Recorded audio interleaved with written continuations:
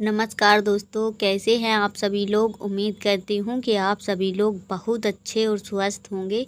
स्वागत है आप सभी लोगों का आपके अपने चैनल में। तो दोस्तों, काफ़ी दिन बीत गए हैं, मैंने कोई भी व्लॉग एडिट करके अपलोड नहीं कर पाई हूँ, क्योंकि बीच में मैं गांव चली गई थी। हमारे ससुर जी की तबीयत बहुत ज़्यादा ख़राब हो गई थी, इसलिए मैं कोई व्लॉग भी नहीं बनाई, क्योंकि ऐसे टाइम पे अच्छा नहीं लगता है।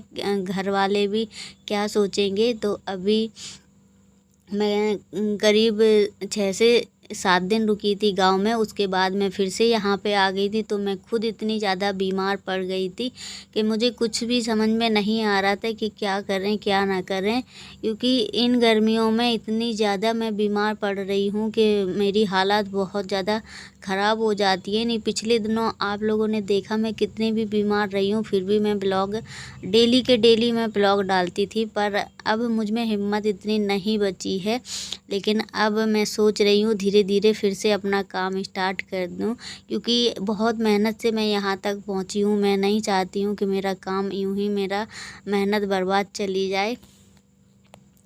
तो घर से आने के बाद क्या हुआ था, मेरे सर में इतना ज़्यादा दर्द हुआ था, इतना ज़्यादा कि 2 दिन हमारा मतलब सर दर्द इतना ज़्यादा हुआ कि नसें मेरी लग रही थी सर की फट चुकी हैं, और मुझसे दर्द बर्दाश्त नहीं हो रहा था।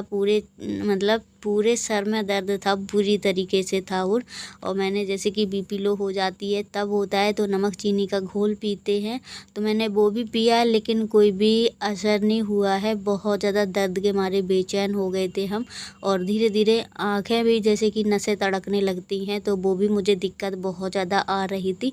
तो इसलिए मैंने बीच में ब्लॉग बनाना बिल्कुल बंद कर दिया था, क्योंकि देखो आँखों से भी मुझे थोड़ी दिक्कत हो रही थी, आँखों में धुंधलापन सा छा गया था। जैसे हम बीच में काफ़ी दिन ऐसे काम करते रहे, बीमार भी रहे, तब भी मैं काम करती रही फ़ोन का।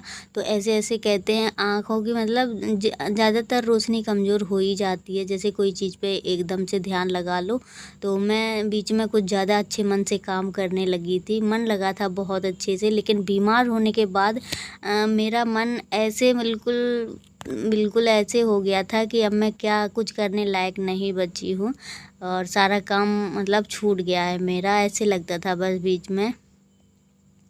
तो अभी यहाँ पे सुबह का ही टाइम है, तो हस्बैंड जी को जाना है ड्यूटी। तो मतलब हस्बैंड जी की काफ़ी तबीयत ख़राब हो चुकी थी, उनको भी फीवर के वजह से हाथ पैरों में बहुत ज़्यादा दर्द था। और ऐसे टाइम पे गर्मी इतनी भयंकर वाली पड़ रही है। मैं गांव गई थी, वहाँ पे तो काफ़ी राहत है, पेड़ वगैरह हैं, पर यहाँ पे पेड़ भी ज़्यादा नहीं हैं, तो गर्मी इतनी ज़्यादा लगती है। और सिटी में गर्मी वैसे ही बहुत ज़्यादा लगती है। तो यहाँ पे कूलर भी चलता है, लेकिन फिर भी कूलर के सामने नहीं लेट पाते हैं, एकदम गरम गरम लपट सी उड़ती है, पानी भी काम नहीं करता है ऐसे टाइम पर। तो बस ये है, दिन काटने हैं, नौतपा लगे हैं, बस निकल जाए, धीरे धीरे निकल गए हैं। अब काफ़ी दिन बीत गए हैं, लेकिन फिर भी गर्मी उतनी कम नहीं हुई है जितनी कम होनी चाहिए। ये है, उरई में तो हमारी बारिश हो चुकी थी, एक बार अच्छे से बारिश हुई थी, पर यहाँ पे बारिश नहीं हुई है जहाँ पे हम रहते हैं।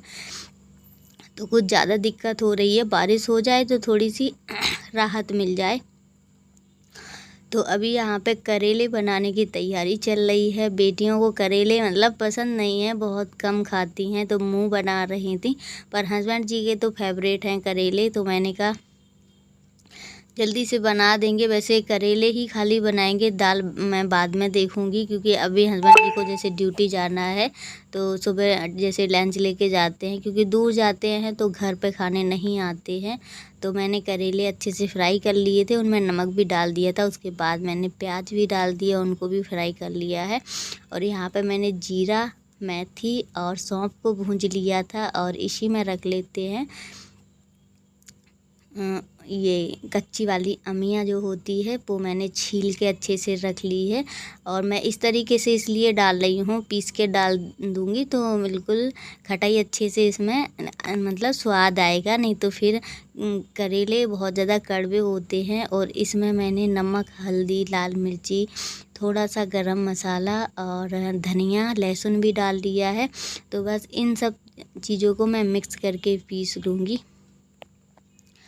तो यहाँ पे पीसने लगे हैं मसाला। सबसे पहले ना जो मैंने भूंजा था सौंफ, मेथी और जीरा, वो मैंने पीस लिया है। और उसके बाद ये अमिया ली है मैंने, अमिया को भी पीस लेंगे। और आज के करेले इतने ज़्यादा टेस्टी बने थे क्योंकि इसमें पहली बार मैंने हरी अमिया पीस के डाली थी, क्योंकि काफ़ी दिन हो गए हमारे घर में अमिया नहीं आती हैं। क्योंकि हस्बैंड जी को पता है अगर अमिया घर में आएंगी तो पता है मन नहीं मानता है खाए बिना। तो मैं खा लेती हूँ, तो मुझे बहुत ज़्यादा दर्द होता है हाथ पैरों में, इसलिए हमारे घर में ये सब चीज़ें कम ही आती हैं। तो अभी यहाँ पे मैंने जो भी कचड़ा था वो भर के रख देंगे साइड में, क्योंकि रोटियां भी सेकनी है अभी। और कब वो कर रही है वीडियो शूट। और देखो सुबह का टाइम है, 8 बज रहे होंगे करीब, और इतनी तेज़ी से धूप निकली है भैया। इस ऐसे धूप में ना ऐसे जी घबराता है कि मैं क्या ही बताऊँ। ऐसा लगता है कि 5 मिनट अगर खड़े हो जाओ तो पूरे हम ही सूख जाएंगे धूप में। तो अभी यहाँ पे मेरी खटिया टूट चुकी है, तो रात में बिछाई थी तो स्टूल लगा दिया था इसके नीचे।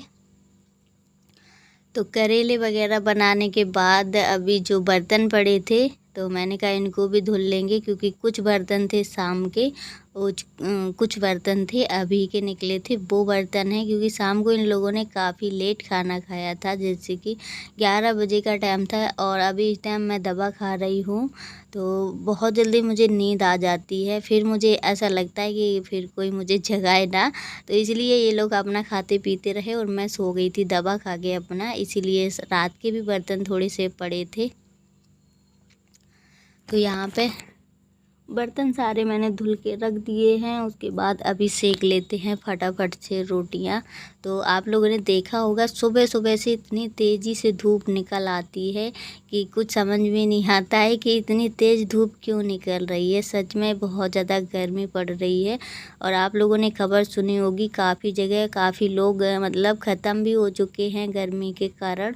और वही हाल कुछ मेरा था, क्योंकि गर्मी बिल्कुल बर्दाश्त नहीं हो रही है। बहुत ज़्यादा सर फटता है मेरा जब गर्मी लगती है तेज़ी से। तो अभी यहाँ पे हस्बैंड जी बोल रहे हैं थोड़ा टाइम से चले, देरी से चले जाएंगे, क्योंकि 10 बजे तक जाते हैं। तो अभी बच्चों का स्कूल तो सब बंद है, तो इसलिए मैं थोड़ा टाइम से ही खाना बनाती हूँ, नहीं वरना सुबह जल्दी जागना पड़ता था तो सभी के लिए लंच पैक कर देते थे।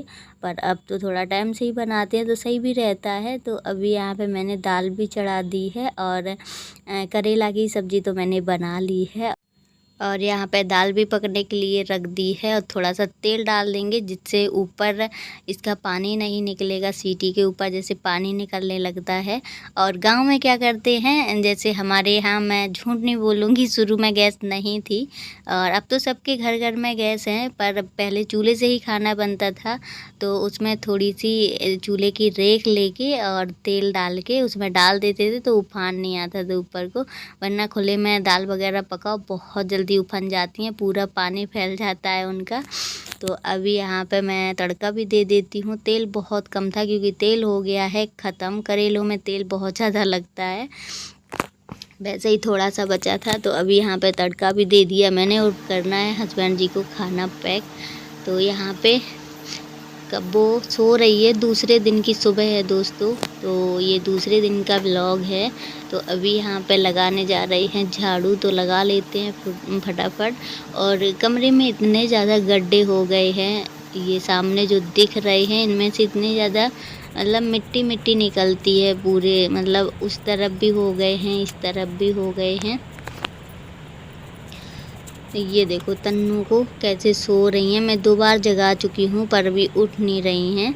बहुत ज़्यादा मतलब गुस्सा भी आती है जब बच्चे बात ना सुने। मुझे लगता है सुबह जल्दी जाग जाओ और अपना हाथ मुँह धो के फ्रेश हो जाओ, खाना पीना मतलब नहाने के बाद ही करती हैं। जब मैं खाना पीना करती हूँ, खाती हूँ, नहाने के बाद सारा कुछ काम कर लेती हूँ तब, वरना मुझे सुबह से इतना मतलब भूख नहीं लगती है। और अगर सुबह खा लो तो फिर पूरे दिन आलस लगता है, इसलिए पूरा काम निपटाने के बाद ही मैं सारा कुछ करती हूँ। और काफ़ी कपड़े भी रखे हैं धुलने के लिए, पूरी एक लादी कपड़े हैं, क्योंकि शाम को कहीं गए थे तो काफ़ी कपड़े हैं सभी लोगों के। तो अभी यहाँ पे लग गई है चारों तरफ अच्छे से झाड़ू। और उसके बाद भरना था मुझे पानी, तो पानी के लिए मैं बाल्टी धुल लूँगी।